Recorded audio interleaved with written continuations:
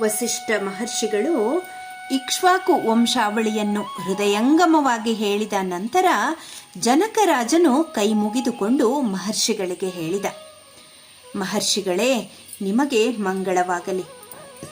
ನಾನು ಹೇಳಲಿರುವ ನಮ್ಮ ವಂಶಾವಳಿಯನ್ನೂ ಕೇಳಿರಿ. ಕನ್ಯಾ ಪ್ರದಾನ ಸಮಯದಲ್ಲಿ ಸತ್ಕುಲ ಪ್ರಸೂತನಾದವನು ವಂಶಾವಳಿಯನ್ನು ಹೇಳುವುದು ಸಂಪ್ರದಾಯವಾಗಿದೆ. ಅದರಂತೆಯೇ ನಾನು ಹೇಳಲಿರುವ ನಮ್ಮ ವಂಶಾವಳಿಯನ್ನು ಸಾವಧಾನದಿಂದ ಕೇಳಿರಿ. ತನ್ನ ಧಾರ್ಮಿಕ ಕ್ರಿಯೆಗಳಿಂದಲೂ ಪ್ರಜಾಪರಿಪಾಲನೆಯಿಂದಲೂ 3 ಲೋಕಗಳಲ್ಲಿಯೂ ಪ್ರಸಿದ್ಧಿಯನ್ನು ಪಡೆದ ಪರಮ ಧಾರ್ಮಿಕನಾದ ಪರಾಕ್ರಮಿಗಳಲ್ಲಿ ಶ್ರೇಷ್ಠ ಎನಿಸಿದ ನಿಮಿ ಎಂಬ ರಾಜನಿದ್ದನು. ನಿಮಿ ರಾಜನ ಪುತ್ರನ ಹೆಸರು ಮಿಥಿ. ಅವನಿಂದಲೇ ಮಿಥಿಲಾ ಪಟ್ಟಣದ ನಿರ್ಮಾಣವಾಯಿತು. ಅವನನ್ನೇ ಮೊದಲನೆಯ ಜನಕನೆಂದೂ ಕರೆಯುತ್ತಿದ್ದರು. ಜನಕನಿಗೆ ಉದಾವಸು ಎಂಬ ಮಗನು ಹುಟ್ಟಿದನು. ಉದಾವಸುವಿಗೆ ಧರ್ಮಾತ್ಮನಾದ ನಂದಿವರ್ಧನ ಎಂಬ ಮಗನು ಜನಿಸಿದ. ನಂದಿವರ್ಧನನ ಮಗ ಶೂರನಾದ ಸುಕೇತು ಎಂಬುವನು. ಆ ಸುಕೇತುವಿಗೆ ಧರ್ಮಾತ್ಮನಾಗಿಯೂ ಮಹಾಬಲನಾಗಿಯೂ ಇದ್ದ ದೇವರಾತ ಎಂಬ ಮಗ ಜನಿಸಿದ. ಬೃಹದ್ರಥ ಎಂಬುವನು ದೇವರಾತನ ಮಗನು. ಬೃಹದ್ರಥನಿಗೆ ಶೂರನಾಗಿಯೂ ಪ್ರತಾಪಶಾಲಿಯಾಗಿಯೂ ಇದ್ದ ಮಹಾವೀರ ಎಂಬ ಮಗ ಹುಟ್ಟಿದ. ಧೈರ್ಯವಂತನೂ ಸತ್ಯ ಪರಾಕ್ರಮಿಯೂ ಆದ ಸುಧೃತಿಯು ಮಹಾವೀರನ ಮಗ. ಧರ್ಮಾತ್ಮನಾದ ಧೃಷ್ಟಕೇತುವು ಸುಧೃತಿಯ ಮಗ.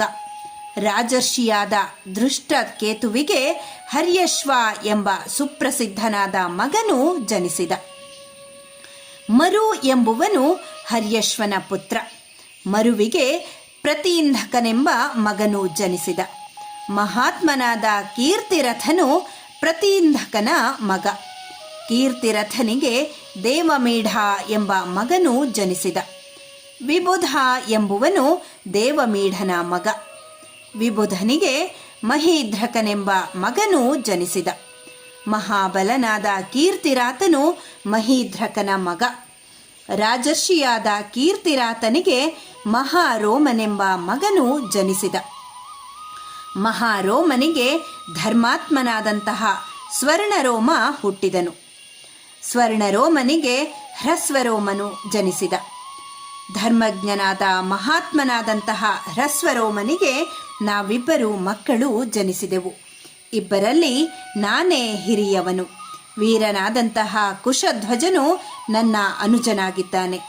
ನಮ್ಮ ತಂದೆಯಾದ ಹ್ರಸ್ವರೋಮನು ಜ್ಯೇಷ್ಠನಾದ ನನಗೆ ಪಟ್ಟಗಟ್ಟಿ ರಾಜ್ಯಪಾಲನೆಯ ಭಾರವನ್ನು ಮತ್ತು ಕುಶಧ್ವಜನ ಪಾಲನೆಯನ್ನು ನನಗೊಪ್ಪಿಸಿ ಕಾಡಿಗೆ ಹೊರಟು ಹೋದನು. ವೃದ್ಧನಾದ ನಮ್ಮ ತಂದೆಯು ಹಲವಾರು ವರ್ಷಗಳು ತಪಸ್ಸು ಮಾಡುತ್ತಲಿದ್ದು ಸ್ವರ್ಗಸ್ಥನಾಗಿ ಬಿಟ್ಟ. ನಾನು ರಾಜ್ಯವನ್ನು ಧರ್ಮದಿಂದ ಪರಿಪಾಲನೆ ಮಾಡುತ್ತಾ ತಮ್ಮನಾದ ಕುಶಧ್ವಜನನ್ನೂ ಪ್ರೀತಿಯಿಂದ ನೋಡಿಕೊಳ್ಳುತ್ತಿದ್ದೆ. ಹಲವಾರು ವರ್ಷಗಳು ಹೀಗೆಯೇ ಕಳೆದವು. ಆ ನಂತರ ಸಾಂಕಾಶ್ಯ ಎಂಬ ಪಟ್ಟಣಕ್ಕೆ ಅಧಿಪತಿಯಾಗಿದ್ದ ವೀರ್ಯವಂತನಾದ ಸುಧನ್ವನು ಸೇನಾ ಸಮೇತನಾಗಿ ಬಂದು ಮಿಥಿಲಾ ನಗರಕ್ಕೆ ಮುತ್ತಿಗೆ ಹಾಕಿ ಶೈವಧನುಸ್ಸನ್ನು ಮತ್ತು ಪದ್ಮಾಕ್ಷಿಯಾದ ಕನ್ಯಾಮಣಿಯಾದ ಸೀತೆಯನ್ನು ನನಗೆ ಈ ಕೂಡಲೇ ಒಪ್ಪಿಸಬೇಕು ಎಂದು ದೂತರ ಮೂಲಕ ಸಂದೇಶವನ್ನು ಕಳುಹಿಸಿಬಿಟ್ಟ. ಅದಕ್ಕೆ ನಾನು ಒಪ್ಪದಿರಲು ನನಗೂ ಮತ್ತು ಸುಧನ್ವನಿಗೂ ಘೋರವಾದಂತಹ ಯುದ್ಧ ಆಯಿತು. ನನಗೆ ಎದುರಾಗಿ ಯುದ್ಧ ಮಾಡುತ್ತಿದ್ದ ಸುಧನ್ವನು ಕಟ್ಟ ಕಡೆಗೆ ನನ್ನಿಂದ ಹತನಾಗಿಬಿಟ್ಟ. ಹೀಗೆ ಸುಧನ್ವನನ್ನು ಸಂಹಾರ ಮಾಡಿದ ನಂತರ ಸಾಂಕಾಶ್ಯ ಪಟ್ಟಣಕ್ಕೆ ನನ್ನ ತಮ್ಮನಾದ ಕುಶಧ್ವಜನನ್ನು ರಾಜನನ್ನಾಗಿ ಮಾಡಿದೆ. ಇಲ್ಲಿ ಕುಳಿತಿರುವ ಇವನೇ ನನ್ನ ತಮ್ಮನಾದಂತಹ ಕುಶಧ್ವಜ. ಇದು ನಮ್ಮ ವಂಶಚರಿತವಾಗಿದೆ.